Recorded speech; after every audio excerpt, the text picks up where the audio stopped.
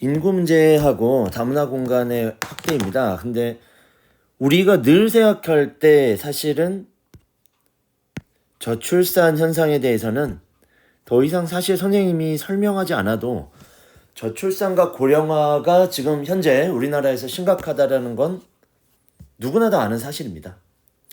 그 이제 아는 사실들을 우리가 공간이나 어떤 공간적 관점, 그다음 시간적 관점, 그리고 과거부터 지금까지 어떤 인구 정책 속에서 어떻게 변화해야 가는지 결국은 일반 사회에서의 해결 방안을 제시하는 게 사실 이 인구 문제의 키포인트가 된다 이렇게 봐야겠죠.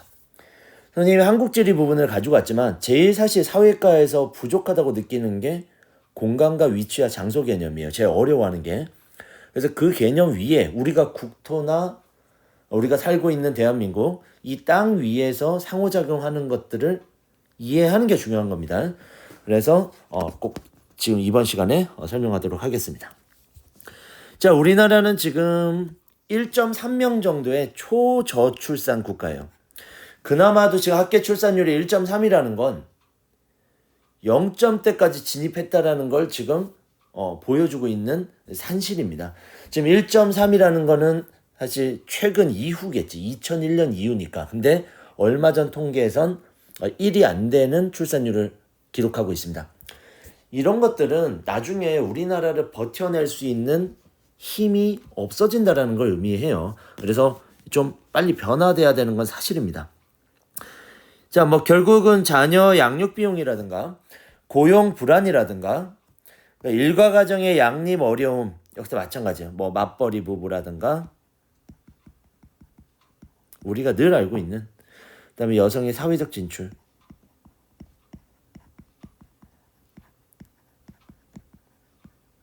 이런 것들이 맞물렸다라고 봐야겠죠. 더 이상 설명하진 않겠습니다. 우리가 수업 시간에도 한번 했고 깊이 다룰 부분은 아니다. 자, 고령화인데 고령화에서 키포인트라고 하면 늘 의학기술의 발달이겠지. 그러면서 사망률 감소가 기대 수명까지 이렇게 이어져 있던 현상이다 이렇게 봐야겠죠. 근데 이제 이게 문제점이 되는 건 뭐냐면 노년 부양비가 증가됨에 따라서 자연스럽게 사회적 부담, 결국은 이 부양해야 되는 이 국가적 부담이 커졌다라고 봐야죠. 그럼 결국 연금도 있을 거고요. 자, 이분들이 지출해야 되는 의료비도 있을 겁니다. 실제로 과거에는 70세까지 살면 오래 살았다라고 해가지고 얘기를 했지만 지금은 100세 시대라 그러죠. 그러면 100세 시대까지 병이 걸리거나 치료를 하거나 연금을 받거나 하는 이 사회적 비용이 만만치 않은 정도까지 커질 겁니다. 아마 지금은 그 아들이나 딸한테 의료보험들을 얹혀 있다 그러죠. 아들이 지불하거나 딸이 지불하는 의료보험에 속해 있다면 선생님이 생각할 때는 10년, 20년 안에 의료보험을 나중에도 내야 되는 시기가 오지 않을까 싶어요. 그래서 그런 것들이 국가적 어려움에 지금 처해져 있다. 자, 그래서 요 정도만 알면 되고, 자, 그 다음에 저출산 고령화에 따른 공간 변화입니다. 사실 이것 때문에 이제 한국지리를 배워야 되는 이유, 그리고 이 지금 수강을 똑같이 통합사회에서 1학년 학생들이 하고 있는데 여러분들이 이 공간적 관점이 꼭 필요하다 이런 얘기를 꼭 하고 싶어요. 자, 선생님 세대 때만 해도 여러분의 아버지, 어머니, 그리고 할아버지 세대만 해도 사실은 이런 걸 더 중요시했습니다. 위치라던가 아니면 경관, 경치 이런 것들을 중요시했는데 2학년 한 선배 발표를 들으면서 사실 너무 깜짝 놀랐어요. 아니, 우리들은 항상 어디에 여행 갈 때 어디가, 여기가 어디야, 무엇을 봐야 돼가 중요했다면 여러분들이 중요시했던 건 SNS 속에 여러분들이 누구와 특별한 장소에서 찍는 사진이나 그것을 추억하는 이게 더 중요했다는 얘기예요. 그러니까 현재 세대가 바라보고 있는 공간적 관점은 특별함을 가지고 있는 장소인 거죠. 이런 것들처럼 여러분들도 삶을 살다 보면 땅 위에 살아야 되고 여러분들이 살고 있는 집 안에서 행복을 느끼는 것만큼 공간 개념을 반드시 좀 가져가시기 바랍니다. 자, 그럼 이 공간 개념 중에서 큰 변화 정도만 볼게요. 유소년층을 위한 문화교육시설보다 노년층을 위한 문화복지시설이 수요가 급격하게 증가했다. 이거를 우리는 얘기하면 실버 산업이라고 보통 이야기를 해요. 그래서 노인의 일자리부터 복지까지를 신경 써야 되는 산업이 엄청나게 성장을 하고 있다, 이렇게 봐야겠죠. 거꾸로 보면 우린 저출산에서는 유소년층이 줄고 있기 때문에 교육 서비스업이 축소될 가능성은 사실 있습니다. 자, 그리고 우리 대책에 대해서는 간단히 한번 보면 당연한 건데 올해 우리 국가 예산의 가장 많은 부분을 차지하고 있는 게 저출산, 출산 요 예산이라고 하죠. 이것 때문에 여기 보이죠? 재정적 지원 지금 하고 있는 겁니다. 그리고 육아휴직 제도의 개선. 선생님의 아내죠. 아내도 지금 육아 시간이라는 걸 쓰고 있어요. 우리가 육아 시간은 출근 시간을 1시간을 늦게 출근하는 거죠. 왜? 아이를 챙겨야 되니까. 그게 아니면 퇴근 시간 1시간 앞으로 당겨서 퇴근을 빨리 하게. 왜냐면 엄마가 필요하거든요. 애들은. 이런 것들이 우리가 필요로 한 육아 시간, 이런 것들이다. 자, 그 다음에 또 뭐가 필요할까요? 그렇죠. 주거. 사실 지금 집값이 너무 많이 올랐어요. 근데 집값이 오른 이유를 선생님이 설명을 해줬었죠. 시중에 돈이 너무 많이 풀렸다는 얘기죠. 왜? 이자율이 싸니까. 근데 그거에 대해서는 지금 계속 언급할 건 아니고 집이 있어야 됩니다. 여러분들 돌아가야 될 집이 있어서 여러분들 기숙사에서 생활을 하다가 집에 가는 날만 꼽다가 집에 가는 순간 행복하잖아. 주거가 필요하다는 얘기죠. 그 다음에 다자녀 가구의 우대 정책인데 얼마 전까지 여러분들이 살고 있는 지금 현 시대 과거까지만 해도 3번째 자녀부터 다자녀 가구였는데 지금은 2번째 자녀부터 다자녀 가구로 인정하고 있죠. 이런 것들이 정책 실시. 그 다음에 직장에다가 보육시설 확충. 선생님도 어린이집에 우리 그 자녀를 보내고 있는데 어린이집이 학교나 아니면 제 그 직장과 가까울수록 더 안정적이겠죠. 마음이 안정적이다. 이런 것들 필요. 자, 고령화 대책입니다. 고령화 대책은 역시나 경제적 기반 마련, 연금이죠. 꼭 필요합니다. 사실 연금은. 여러분들이 국민연금 이런 거 낼 때 20대 때 내가 아직까지 건강하고 미래에 언제 받을지도 모르는데 저는 국민연금 필요 없어요. 이렇게 얘기하면 제가 꼭 얘기하고 싶은 건 젊을 때부터 투자해서 꾸준히 안 해놓으면 나이 들어서는 어렵습니다. 나중을 위해서 반드시 국가에서 이런 시행하는 규칙, 이런 제도들은 잘 하고 있다라고 저는 생각을 합니다. 그 다음에 정년 연장인데 지금 선생님도 한 62세가 되면 정년 밖으로 나가야 되는데 이게 65세까지 일을 할 수 있다면 사실 행복하겠죠. 이런 것들이 있다. 그 다음에 임금 피크제라든가 직업 재교육 이런 것도 필요합니다. 그리고 연금 준비, 공적 연금 강화나 이런 것들이 꼭 필요하다. 근데 하지만 실버 산업이나 이런 것들이 필요한데 사실 국가의 사회적 비용이 너무 많이 증가하니까 너무 많은 예산을 투여하는 건 쉽지 않을 겁니다.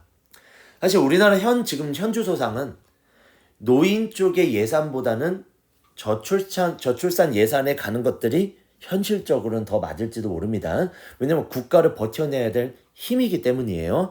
그래서 이런 것들을 여러분도 생각을 해보시기 바랍니다. 자, 그 다음에 우리는 외국인 이주민을 생각 안 할 수가 없습니다.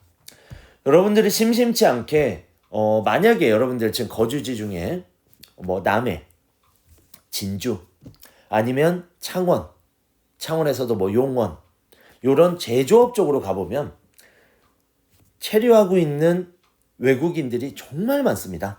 많아요. 과거에만 해도 선생님이 그 어린 시절에 볼 때만 해도 외국인을 보면 신기하다라는 표현을 썼어요. 왜? 외국인을 볼 수가 없었으니까. 그때는 우리나라가 후진국.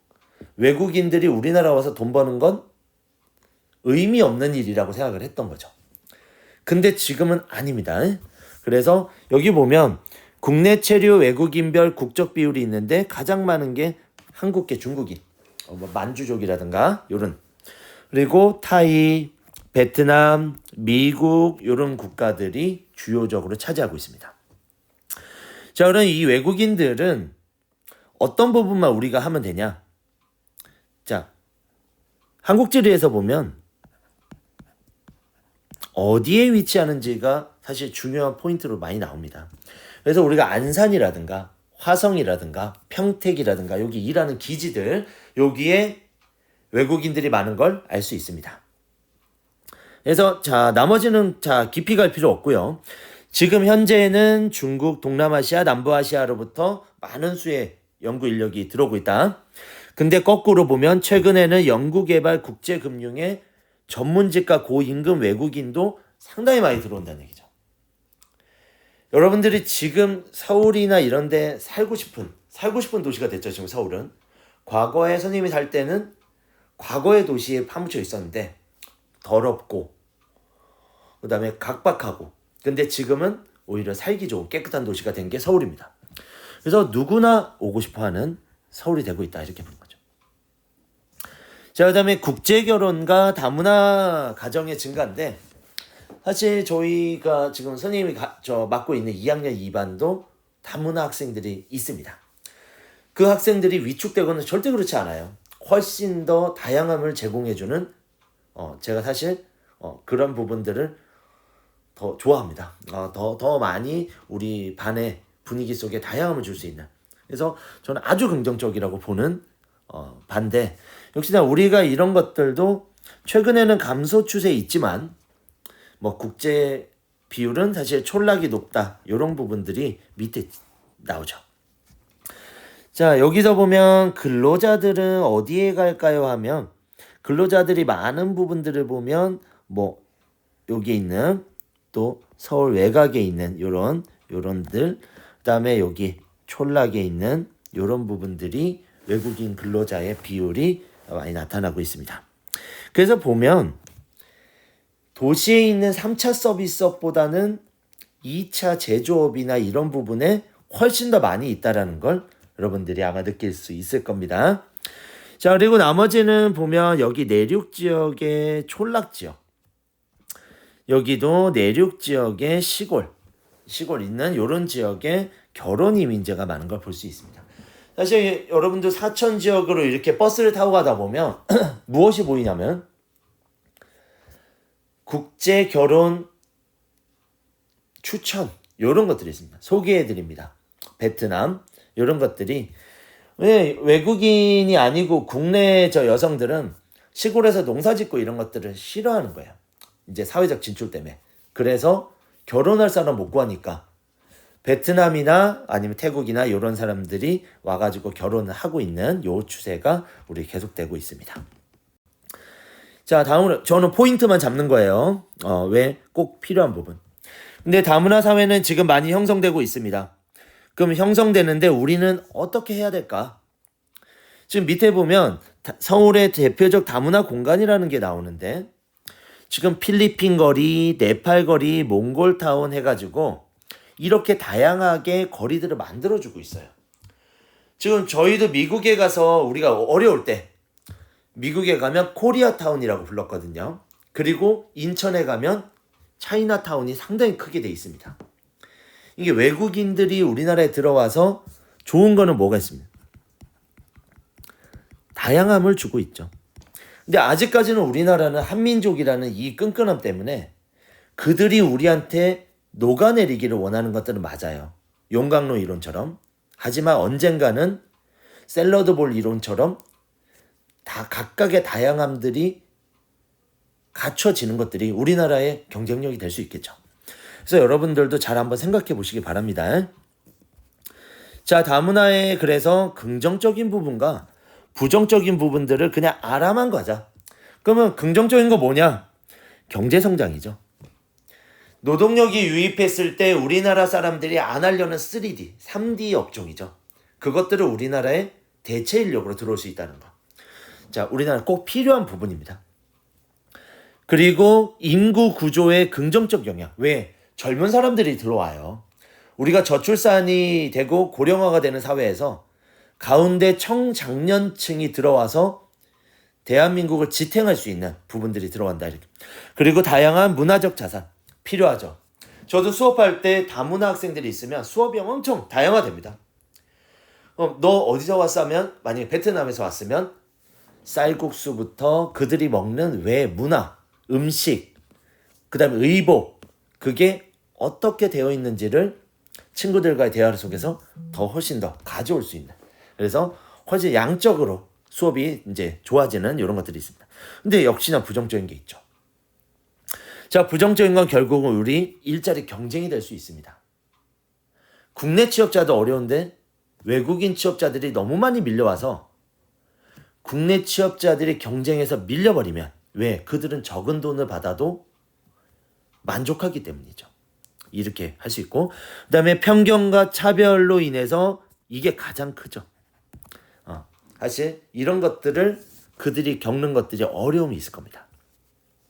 또한 다문화 가정 자녀의 정체성이 혼란이 오거나 사회 부적응 문제들이 발생할 수 있다. 물론 선생님 반에 있는 학생들은 아니겠지만 오랫동안 그들의 국가에서 살다가 우리나라에 만약에 온다면 그들이 자체적으로 겪는 어려움은 상상할 수 없을 정도로 어려울 거예요. 그럼 여러분들이 사실 안아주고 같이 활동할 수 있는 게 필요하다 이렇게 봐야겠죠. 그럼 밑에 노력을 해야겠죠. 어떤 노력을 해야 될까? 자, 우리는 국가적 사회적 차원에서 제도적 지원을 해야 될 겁니다.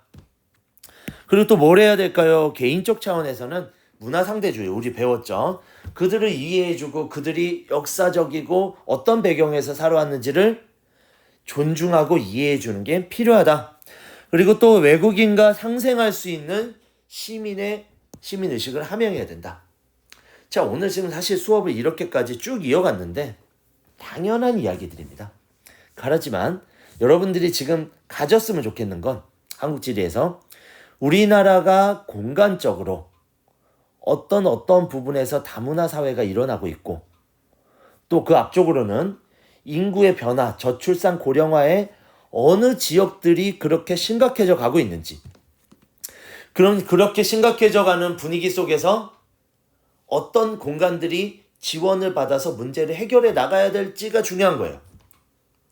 소외받는 지역들이나 문제가 생기는 지역들을 없애고 무시하는 게 아니고 그것들을 우리가 해결해 가면서 사회 제도, 시민의식의 변화를 맞춰가자라는 게 이 올해 수업, 이번 수업의 목적입니다. 그래서 여러분들이 제 생각에는 우리 창성고의 1, 2학년 모두 다 잘하고 있는 것 같아요. 그래서 이렇게 우리는 겪어가자는 의미입니다. 자, 마치겠습니다.